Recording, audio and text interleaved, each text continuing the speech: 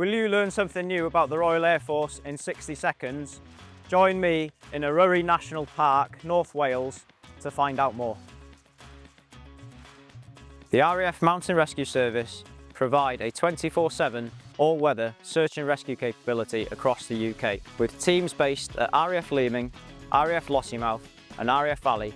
Highly trained personnel are ready to respond at short notice and operate independently in some of the country's most remote and challenging environments. Whilst their primary role is to support aviation by recovering aircrew and responding to aircraft incidents, the teams also play a key part in supporting civilian emergencies, working alongside local rescue services through military aid to civil authorities. They regularly assist with searches, help injured walkers and climbers, and recover people or equipment in difficult terrain.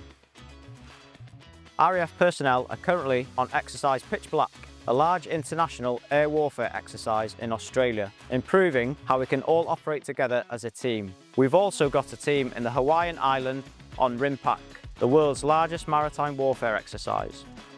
The Red Arrows are also out in North America on Op Eagle Hawk, performing across the US, supported by the RAF Air Mobility Force and A400M Atlas. These events help us to connect with our allies, enable operations and project British air power wherever it is required.